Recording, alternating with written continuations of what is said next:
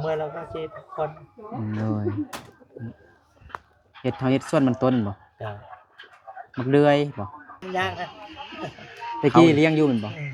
ตะกี้เลี้ยงบ่ ก็เลี้ยงอยู่ อ๋อ คือว่าตะกี้นี่ปล่อยเป็นธรรมชาติแบบเลี้ยงอยู่ตอนมา เห็นบ่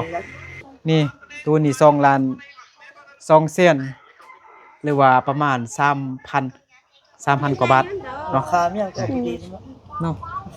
มีแต่มันต้นน้อยนึง ทีนี้จะตัดต้นกว่าทีนี้ ดีอยู่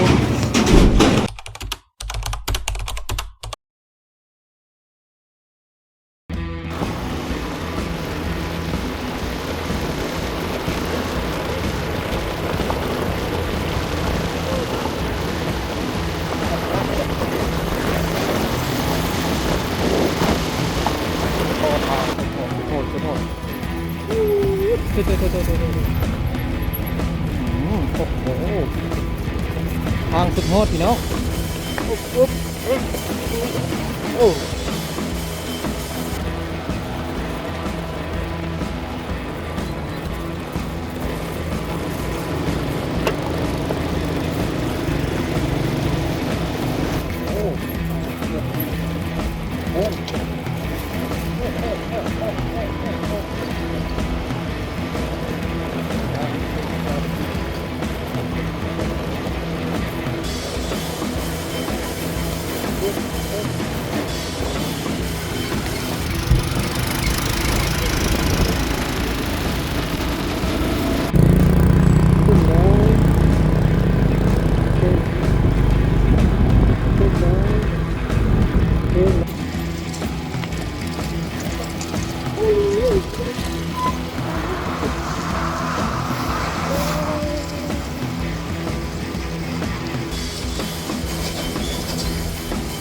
รถตัวที่ห้าแล้วเนาะ ทางสุดโหด อะไรที่สุด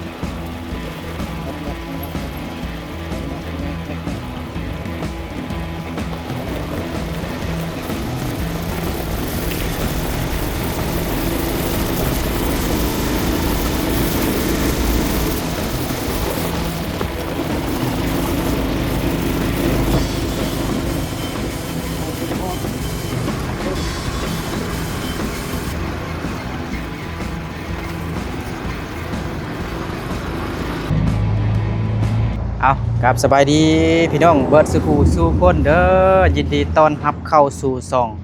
เบานึกเผาปลายเส้นเก่าเหมือนเคยอีกแล้วเนาะ FC หลายคนก็คิดฮอดน้องนาลีบ้านน้ำยาบเมืองเพียงแขวงสะยะ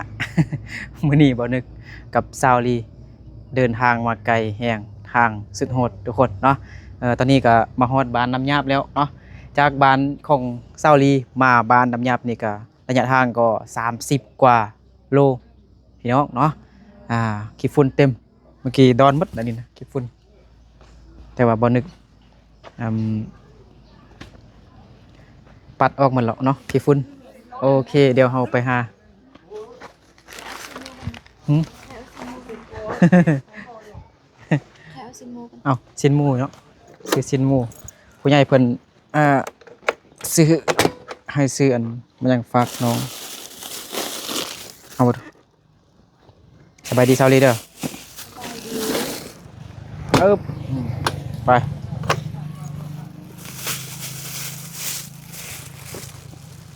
อยู่ซีเลย เดี๋ยวมันตรงเกียร์มัน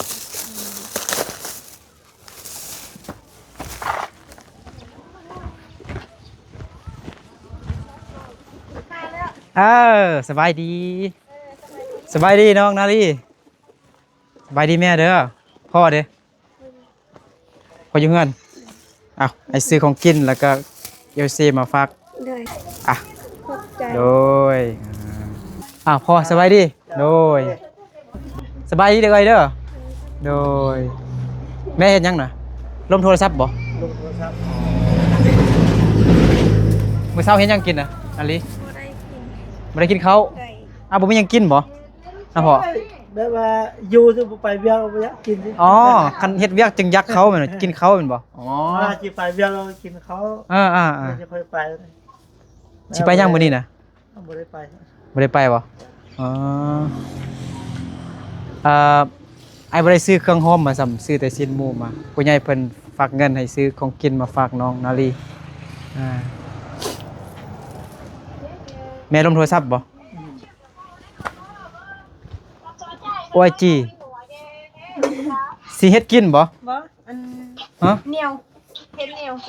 อ๋อ ไปแต่ได้ตัวเหนียว เฮ็ดแนวบ่เนาะอ๋อมักทั่วงาม อันเนี้ย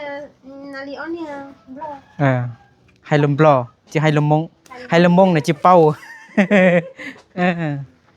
แล้วพอน้องนาลีสิไปหยังจักหน่อยนี่นะ บ่ได้ไปนะ พักผ่อนบ่ เจ้ามื้อนี้ได้พักผ่อนนะ อันนั้นบ่แม่นงัวเฮาบ่ งวนทุกอันเงิน ของอายบ่ของพี่น้องเฮาแม่นบ่ เจ้า เอาเครื่องไปเมียนก่อนก็ได้หน่อยเมื่อย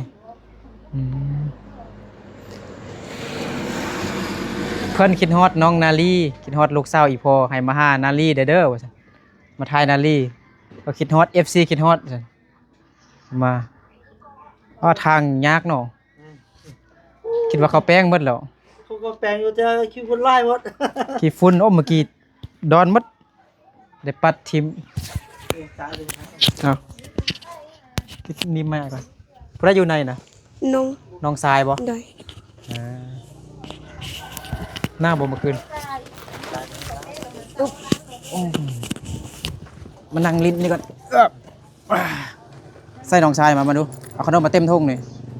น้องเมย์ มาแจกเด็กน้อย ตัวนั้นว่าขนมก้อนตัว มาคือว่าเป็นอันนั้นน่ะตีนมันคือว่าเป็นงามมันเป็นหยังตีนมันน่ะ บอกว่ามันตั้งเป็น ต้องเป็นตั้งแต่เกิดเนาะเอ้าน้องทรายนาลีซื้อหยัง หมูขายน้องแต่ ซื้ออาจีซื้อ มัว มุจิ จริง มวยจีอ๋อเอ้าไอ้มวยจี ขอบใจเลย โดยมวยจียังเข้าเฮียนอยู่ ยังเขา ปอยัง พอดีปัวหาทีนี้ ปอหาเฮียนเก่งอยู่บ่ สมัยเด็กนี่แล้วได้สบาย พอน้องนาลีเด้เฮียนฮอดปอยัง อ๋อก็ ตะกี้นะ ก็ยังปัวหาบนมือก็ออก บ่เอาเข้าเฮียนอยู่สาวอยู่นี่เลยบ่อยู่บ้านนี่หรือว่าอยู่บ้านอื่น เดี๋ยวนี้แต่เด็กน้อยก็ บ่อันพ่อน่ะแต่ตะกี้นะตะกี้ ตะกี้นี่ เข้าอยู่ไส แม้ว่าน้ำปุ๋ยไปมีปัวหาก่อน อ๋อ ได้ไปเขาปุ๋ย ขนมปุ้ยเนาะ ปัวหาก่อนโตมองนึงขึ้นไปของเราน้ำปุ๋ย พ่อน้องนาลีนี่จักปีก็30ปลายนี่ 40 40เนาะ 40มื้อนี้อยู่บ้านเบิดเนาะอันนั้นอยู่ไกลแท้มานั่งอยู่ม่อนๆนี่ก็ได้มานั่งลมกันลิ้นสิอุ้ย FC คิดฮอดฮู้บ่เข้าใจบ่ เข้าใจ ผู้เบิ่งนี่นะผู้เบิ่งนี่คิดฮอดน้องนาลีให้มาทายน้องนาลีแด้ว่าซั่นมื้อนั้นมาแล้วก็โดนแล้วเนาะได้อาทิตย์กว่าแล้วFC คิดฮอดมาให้น้องนาลีแด้ว่าซั่นก็พอดีมีผู้ใหญ่เพิ่นฝากเงินให้ซื้ออันของกินแล้วก็ขนมให้น้องนั่นแหละมื้อนี้เด้น้องนาลีเฮ็ดหยัง บ่เฮ็ดอยู่ อยู่ โดย แล้วให้เด้แล้วหมดแล้วบ่พอ ก็ห้าไปลุกมันแล้วเมื่อวันแล้วมื้อนี้ก็เมื่อแล้วก็สิพักผ่อน เลยเฮ็ดเฮ็ดส่วนมันต้นบ่ จ้ะ มักเลื่อยบ่ จ้ะ เขาดิ เขาก็มึงเลยครับส่วนของต้น 3อย่างเนาะ ก็เฮ็ด เขา ส่วนยางได้ โอ้ยส่วนยางเด้ จ้ะ โอ้4อย่างพุ่นเนาะเฮาเฮ็ดส่วนยางเฮากว้างบ่เฮาได้กรีดแล้วบ่ ยังน้อย โอ้ห้ากระปุกมันบ่ เจ้าห้าปุ๊กมันให้ส่งสักปี อ๋อ ได้ยัง สูงซำใดล่ะ2-3 ปีนี่สูงซำใด ก็เพราะสุดซ้ำเพื่อนนี่ก็มีแล้ว โอ้ยมันก็มีแล้ว แบบว่าซ้ำแค่นี้ก็มีซ้ำข้างก็มีนะ ส่วนเฮากว้างบ่ส่วนเฮากว้างบ่ เจ้า อันเฮาปลูกหลายบ่จักพัน ปุ๊กส่วนนั้นก็ จัก ควร ต้น จะปุ๊กบ่แล้วนะบ่แล้ว เอาบ่แล้วเถอะ มุงว่าถ้าปุ๊กแล้วก็มุง1,500 อืมยางพารา ยักเป็นผมก็ปุ๊กประเดียวล่าเรายังยากเลยนะเนาะ ลงทุนหลายบ่จักหมดจักล้านจักร้อย ว่ามาให้ก็มันไล่อยู่แล้ว มันหลายอยู่นะ เดี๋ยวนี้เบี้ยยางก็แพงขึ้นนะ เบี้ยเท่าใด เดี๋ยวนี้เบี้ยแค่ พอนาฬิกา ค่ายแล้วลาตาเที่ยวนี่ตัว15ขึ้นเลยเดี๋ยวนี้ เบี้ยถึง15,000กิบนะ จะ โอ้แพงเนาะ แพง สองตัวนี่ เขา 30 สำเบาไว้แท้โอ้โหตัว35ขึ้น35ฮอตยอดฮอต40 โอ้ แพง ลงทุนนั้นเนาะแต่ถ้ามันใหญ่มาเฮาเกลียดเฮาก็ได้เงินดีเนาะได้อยู่ตลอดโลเท่าใดย่างเลยนะ คือก็ค่ายสุดปีแล้วนี่แท้รู้17ชา18 อืมก็แพงอยู่ แล้วคือ อนาคตเฮาก็สิได้เงินนะลงทุนหมดไปหลาย ผู้ใดคิดได้ก็ได้อยู่ อืมอืมบ่เฮ็ดกินบ่นาลีเฮ็ดกินเลยเฮ็ดแนวใดกินสิ้นหมูน่ะฮะเฮ็ดนำแม่ฮะต้องฝึกเฮ็ดกินไหนผู้สาว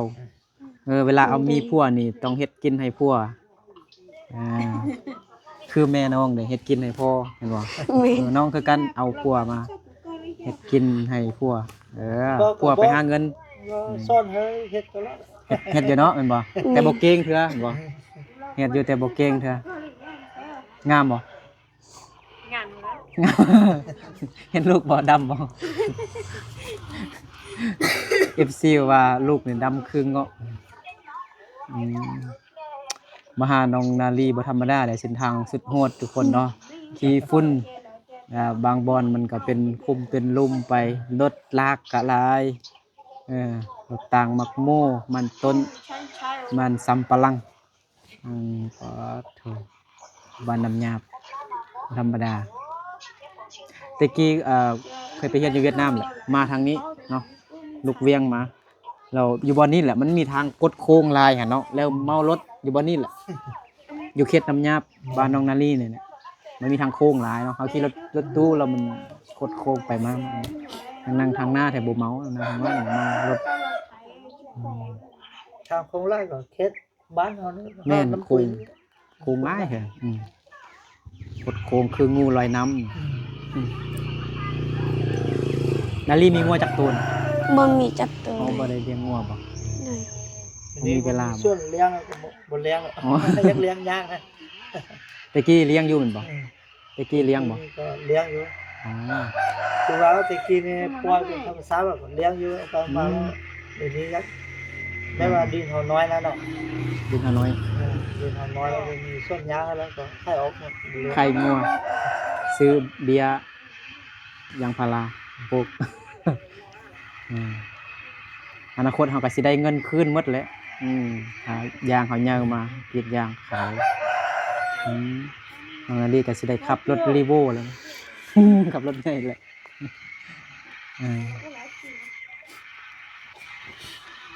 ไอ้เคยกลับแล้วบ่กลับนั่นแล้วบ่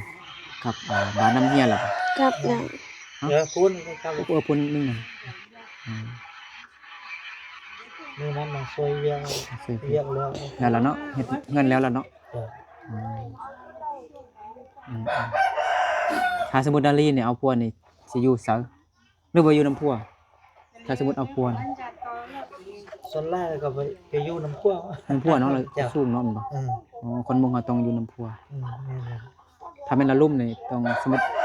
ลูกสาวลาต้องเบิ่งพ่อแม่ต้องเบิ่งแยงพ่อแม่เลี้ยงพ่อ แม่ แม่ ว่าพ่อหมูของแท้ ไปนำผัว ผู้อันเป็นเศร้าแท้ไปอยู่น้ำพ่วง ผัวหมด ผู้ ผู้ชายน่ะอยู่นำแม่ เจ้า อ๋อ ผู้ชายแล้วไปเอาเผามาอยู่น้ำพ่อแม่ ไปเอาเมียแล้วมาอยู่นำพ่อแม่ จ้ะ มาเลี้ยงพ่อแม่เลี้ยงพ่อปู่แม่ย่า เจ้า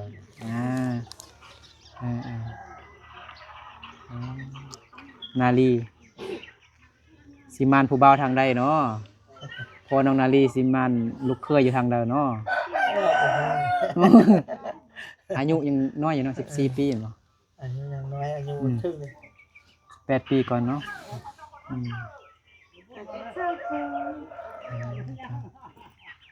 นาลีก็เข้าฮอดแต่มอยังก็ หมอสอง มอซ่องเนาะ เลย มอซ่องเก่งแล้ว น้องหัวเด้ น้องหอมบ่ได้เงินเลย น้องหัวบ่ได้เรียนเลย ได้ ตอนนี้น้องหัวบ่ได้อยู่บ้านแล้วแม่นบ่ แม่น น้องหัวไปหาเงิน แม่น อ๋อได้ยินน้องนาลีว่าน้องหัวบางทีบ่นึกเคยขายนะน้องหัวไปเฮ็ดเวียกอยู่เวียงแมันบ่ แม่น เขาเฮ็ดเวียกหยังน่ะ บ่ฮอดไปเฮ็ดเวียดนาม นะคันว่าเป็นภาษามงได้บ่ ได้ เวียกหยัง ไปแต่คนจัง แปลว่าหยังพอ แม้ว่าไปอยู่โรงงาน บ่แปล เขาเจ้าอันเฮ็ดสงเสือผ้านุ่ง อ๋อตัดยิบบ่ ตำยินเอา อ๋อของงานตัดยิบเนาะของงานตัดยิบมาคำศัพท์น้องนาลีก็บ่ฮู้ให้พ่อแปลให้ลูกก็ฮู้หน่อยนึงประเภทสัตว์นี่ก็ฮู้บัวตื้อยูเอากายมันไก่บ่ จ้ะ ตื้อมันควายยูมันงัวเซมันป้าบ่ เจ เจ มื้อนี้สิเรียนภาษามงนำพ่อน้องนาลีครับอีหยังเนี่ยอ้อมันเป็ดนั่นบ่ จ้ะ อ้อเป็ดมามันเอาไปปื้อไปเต้ปื้อเต้ไปนอนให้บ่ปื้อเต้มวยเจไปเฮือนเนาะ หมูเจ มวยเจ หมู่เนาะ จ้ะ หมู่เจไปเฮือนยังไงก็มีอะไรรถมันเชคล้ายๆคือภาษาจีนเนาะออกเสียง แม้ว่าเสียงภาษามงกับเสียงภาษาจีนเนี่ย คล้ายคือกันบางคำศัพท์ก็คือกันแม่นบ่ได้ยินเขาว่าอยู่แล้วก็อย่างพักนี่มันเจ้าแม่นบ่ จ้ะ เจ้าหรือเจ้า เรา เจ้าภาษาเวียดนามคือกัน ภาษาเวียดนามกับเจ้าคือกันนะพักภาษามงเนี่ยมันคล้ายคือภาษาเวียดนามเนี่ยแล้วก็ภาษาจีนเนี่ยส่วนหลายว่าคนมงเขามักเรียนภาษาจีนเพราะว่าออกเสียงมันดีเนาะออกเสียงได้ดี คือว่าคุณมงอันนี้ตอนตะกี้เนี่ยก็อ้ออยู่ประเทศจีนออกมาสิ อ๋อมาแต่ประเทศจีนมาเนาะคนกำเนิดเนาะ คนกันเนี่ยจะมงใช่ไหมครับเกิดประเทศจีน เกิดประเทศจีนเนาะเฮาบ่ได้อยู่ประเทศจีนครับเนาะมันอยู่ประเทศลาวบ่เฮ็ดกินบ่บ่อยากเข้าน่ะบ่ได้กินข้าวเช้าเถอะคือจังได๋ ก็กินเล็กๆน้อยๆแล้ว กินเล็กๆน้อยๆบ่กินข้าวละลาบ่มีหยังกิน กินผักนะ กินผัก ส่วนผักเนี่ยผัก ตอนช่วยยังบ่อยากเลยเนาะตอนนี้ก็หาก็จักโมง10 โมงอันนี้ 10 โมงไปเดี๋ยวเฮาไปเบิ่งอันตู้ที่เพิ่นมาส่งมื้อนั้นบ่นึกมีแต่ฝากเงินให้น้องนาลีให้จ่ายให้อันเจ้าของอันตู้เพิ่นเนาะตู้ใส่เครื่องเนาะ แม่น มื้อนั้นบ่นึกกลับก่อนเพิ่นมาส่งตามหลังเดี๋ยวมาเบิ่งว่ามันงามบ่ตู้น้องน่ะ ได้ ได้บ่เบิ่งได้บ่เบิ่งเข้าไปเฮือนได้บ่พ่อ ได้ ได้เนาะอนุญาตพกไปเฮือนกันใส่ตู้น้องนาลีน่ะแม่ไอ้เคยพวกของอันเอ้ยผู้นี้เห็นบ่ แม่น โอ้ยสบายดีอ้ายเด้อสบายดีจักอ้ายจักเป็นน้องบ่ฮู้ จักปีเหรออ้ายนะฮะจักปีเหรอ 18 โอ้ยเป็นน้องอยู่เนาะ คิดว่าจะปลายปีเหรอ18เป็นน้องอันเอ้ยลีอีกใส่ตู้โอ้งามแท้ใหญ่เนาะ แม่น ปอถูก2 ล้านซื่อๆบ่นี่ 2 ลำ2 2 ล้าน2 ล้าน2 ได้ โอ้งามทุกคนเนาะแจ้งนี่บ่เปิดไฟได้บ่เปิดไฟได้บ่น้องนาลีเห็นบ่นี่ตัวนี้2 ล้าน2แสนหรือว่าประมาณ 3,000 กว่าบาทเนาะ แม่น 3,000 กว่านิดหน่อยนิดนึงแม่นอายเอา4 ล้านก่อนของอายน่ะเอาอยู่พุ่นน่ะ4 ล้านพุ่นของน้องคือว่าถูกเนาะถูกเนาะ แม่น มันต่างกันอยู่บนใด มันน่าจะตั้งกันอยู่บนนี้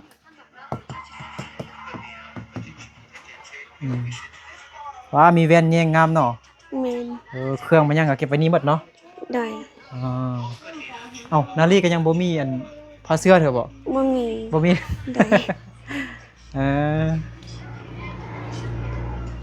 วันนี้น้องนาลีบ่มีอันหมู่ไปเที่ยวแล้วเนาะน้องหัวไปเฮ็ดเวียกแล้วเนาะ แม่น นั่งเลยเอานั่งเล่นอยู่นี่บนนึงก่อน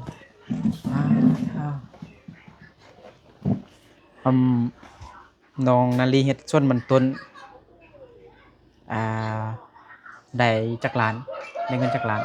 บ่ฮู้ว่าได้จะลำ ฮะ บ่ฮู้ บ่ฮู้ ได้ ถามแม่ก่อนอันอยู่นอกนั่นก็ได้มั้ย ได้ ส่วนมันต้นได้เงินหลายบ่พอฮะ นี่บ่งาม บ่งามได้จักต้นน่ะทั้งหมดน่ะ แม้ว่าปีนี้คุณล่านะคุณล่ามันตายหมดนะ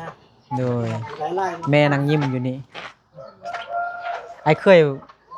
เว้าภาษาลาวบ่ได้บ่ ได้เลยยังอาย อายหนึ่งอ๋ออายเฮ็ดหยังคนโลบ่อายเนาะ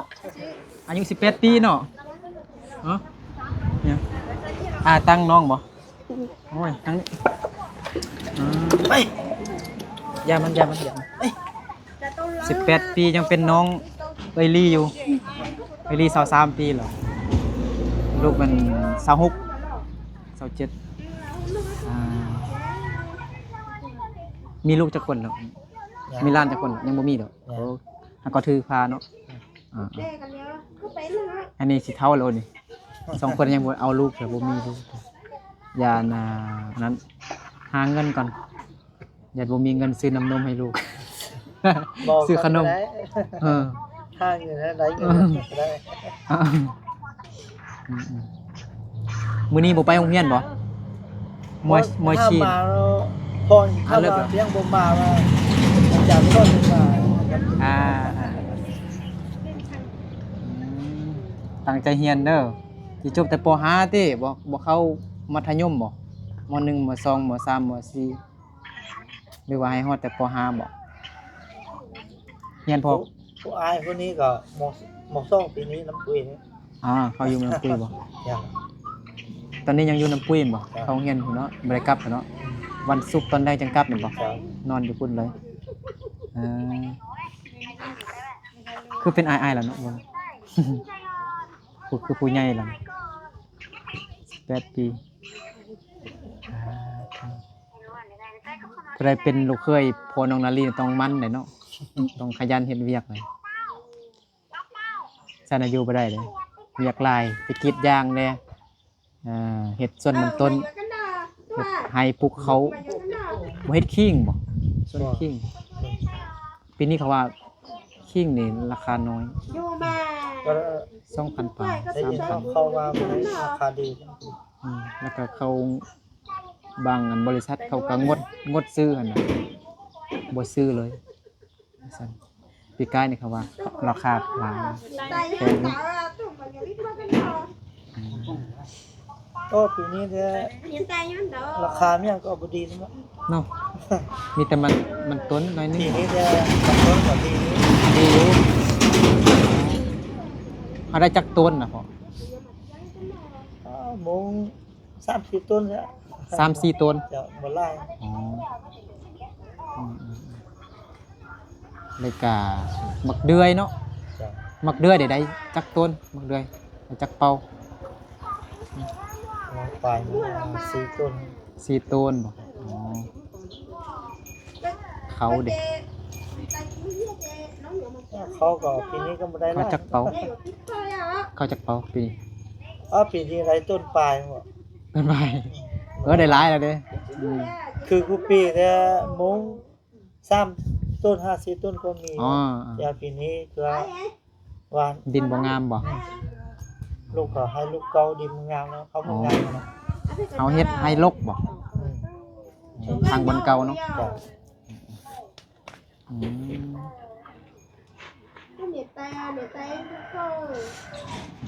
มวันนี้พักผ่อนเนาะ ม มื่อยแล้วพักผ่อน เมื่อวานไปยังนะพอนาลี ลูกมัน ฮะ ลูกมันต้น ไปงัดมันต้นไปงัดมันต้นแล้วเบิดแล้วเนาะ จ้า พักผ่อนช่วงนี้ ยางมาไล่แล้ว อ่าย างมาไล่แล้วเมื่อยแล้วพักผ่อน นาลีไปบ่ ไป อ๋อวันนี้นาลีก็ไปงัดมันต้นบ่ ไป ดีแล้วฉัน ไปก็ไปคู่มือนะไปก็พาไป มีแต่มื้อนี้เนาะพอดี มื้อนี้เวลา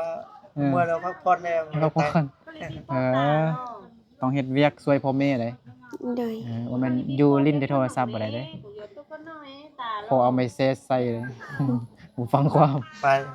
ก็ไปเอาบ่ให้อยู่ ต้องบอกสอนเฮ็ดเวียกให้ดุมันขยันแต่น้อย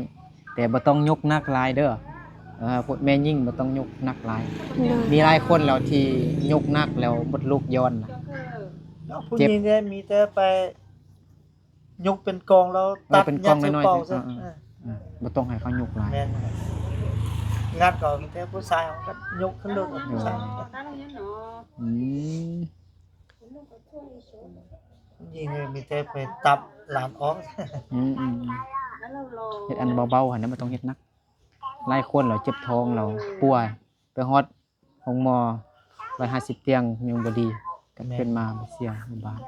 หลายคนมดลูกย้อนแล้วมันเจ็บมาอักเสบหลายปีบางคนเจ็บหนักต้องยกหนักลูกก็ยังเจ็บแอวอยู่เจ็บหลังเพราะว่ากระดูกทับเส้นประสาทแต่ก็ดีขึ้นหน่อยหนึงตอนไปเรียนอยู่เวียดนามนี่เจ็บป่วยอยู่คนบ่ดีกลับมาป่วยอยู่ลาว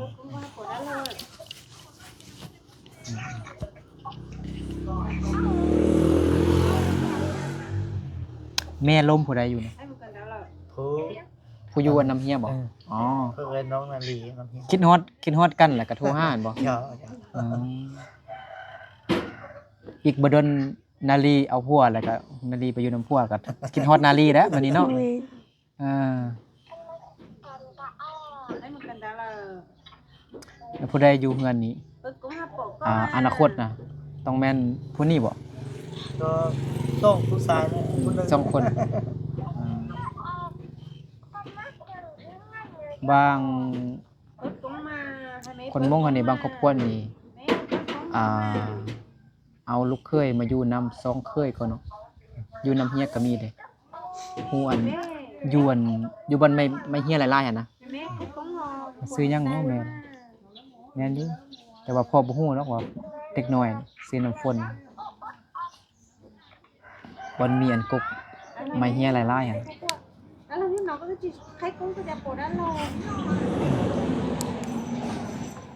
เอาเคยมาอยู่นำ2เคยบ่ผิดเที่ยงกันว่าซั่นคือแม่นคนลาวเนี่ยจะบ่อยู่นำกันบ่ได้ผิดกันคนมงหานี่แพงกันเบิ่งแพงกันดีฮักกันดี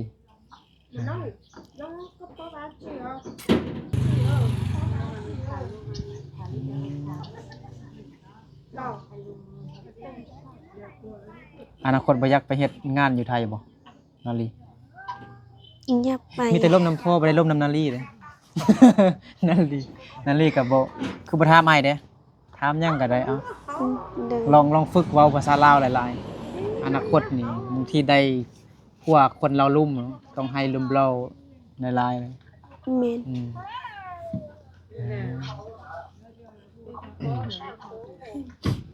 งัวเขาบ่ได้ปล่อยเนาะมัดไว้หั่นเลยเนาะงัว งัว ค่อยหั่นกล่องไปไอ้บอก งัวโซนนะ งัวส้นบ่ เดี๋ยวงัวโซนมันไว้ มัดจังซี่ไว้เนาะบ่ได้ปล่อยไว้ส่วน นี่วันที่14นี้เขาจะไปโซน ส้นอยู่ซะนี่ น้ำปุ๋ย น้ำปุยงานมายังอีก บ่มีงานละ ตั้งส้นซื่อ เดี๋ยว มันเป็นกีฬาเนาะ เดี๋ยวแม้ว่าโดนๆแล้วไปโซนใช่ไหม ไปส่วนคล้ายๆแบบเฮาต่อไก่เตะไก่อะเนาะ แม่น คนมงอันนี้มักเอาไก่ไปเตะกันแล้วก็งัวส้นกันซ้ำนี่นี่ราคาประมาณเท่าใด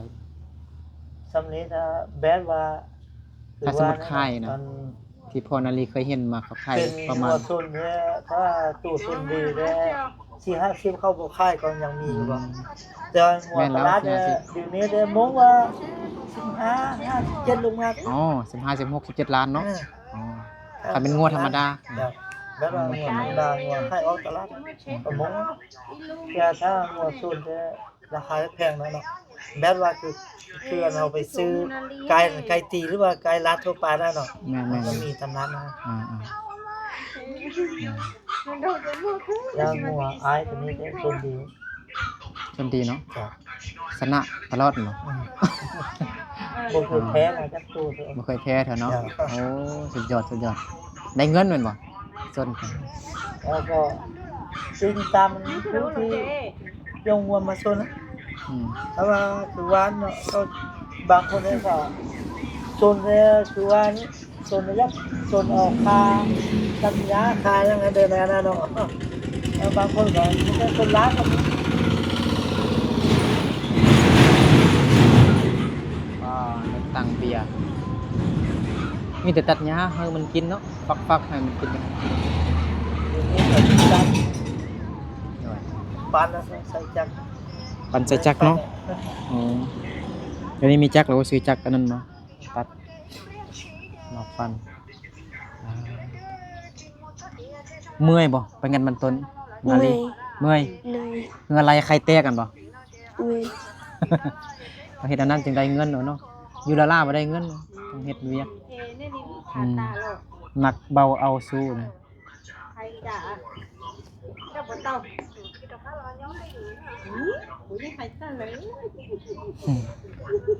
ลมลูกแล้วก็ดีใจเนาะ ยิ้ม แม่น้องอาลีเป็นคนมักยิ้มมักหัว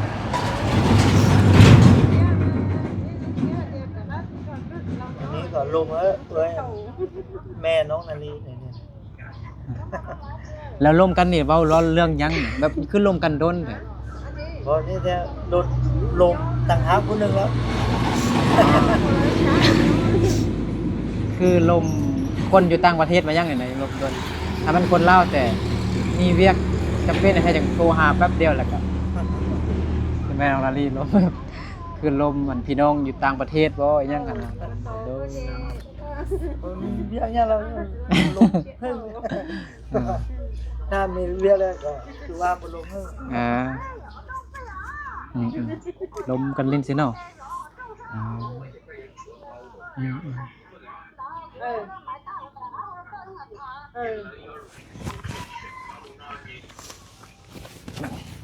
กันเฮ็ดให้เนาะมาเบิดเดียวสิครับเลยมาเล่นซื่อๆ FC ว่าคิดฮอด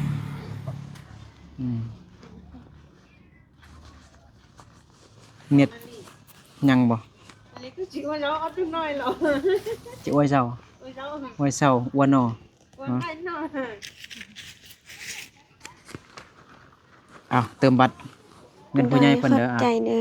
อ สิของกินขนมเมื่อกี้ก็แม่นเงินผู้ใหญ่ใจบุญใจดีอยู่ทางฝั่งไทยเพิ่นสิอวยเซาหาไอ้กินน่ะ เด้อ กินข้าวก่อนไอ้จึงกลับก่อนให้น้องนาลีเฮ็ดกินหาไอ้นึกกินก่อน บ่ว่าโคตรกินกันจำไว้ เฮ็ดกินบ่เฮ็ดเป็นอยู่บ่ เป็น เป็นอยู่ เลย เอาลองเฮ็ดมึงดู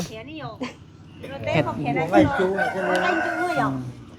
หนังจิตอ่ะ mất sống mất ai chú chú จิตาอ้วนแล้ววันนี้ kê thất cái này nó lo hẳn kê จิตาอ้วนจิเปาโนจิเปาอ้วนจิเตาโน แม่เนี่ย บ่เป็นหยังมื้อหน้าก็ได้บ่เป็นหยังมื้อหน้าก่อนจึงให้นาลีเฮ็ดกินก็ได้ตอนนี้ก็พอ10 โมงพี่น้องเนาะพอ10 โมง11 12 โมงมานั่งนี่ก่อนแค่ลองใจเบิ่งซื่อๆว่าสิเฮ็ดบ่ลองใจเข้าใจบ่ลองใจ เข้าใจ ลองใจนาลีเบิ่งเฮ็ดบ่นั่นแหละไอ้กลับก่อนเด้อ โดย เดี๋ยวหากลับก่อนพี่น้องเนาะ FC คิดฮอดน้องนาลีมาลิ้นน้องนาลีเบิดนึงซื่อเนาะ แค่ chả từ nhau nó làm một trò อ่า เรียบโมง cái gì mua nó lọ hào ก็อยู่กิน อ่ะ ข้าว ขอบใจผู้ใหญ่เพิ่นเด้อ ขอบใจเด้อ โดยขอบใจเด้อขอบใจหลายๆเด้อ ขอให้เพิ่นอยู่ดีมีแฮงสุขภาพแข็งแรงจะได้ความขยันมีขอให้ร่ำให้รวยเด้อสาธุ กินแล้ว กินแล้วประมาณ 1-2 โมงพุ่นแหละจึงกินเขาวช่วยโอเค เดี๋ยวกลับก่อนเด้อ โดย บ๊ายบายเด้อกลับก่อนเด้อพ่อเด้ออยู่ดีมีแฮงเด้ออยู่ดีมีแฮงเป็นสุขสุขคนเด้อพี่น้องเด้อเนาะเจอกันในคลิปต่อไปเนาะโดยสบายดีบ๊ายบาย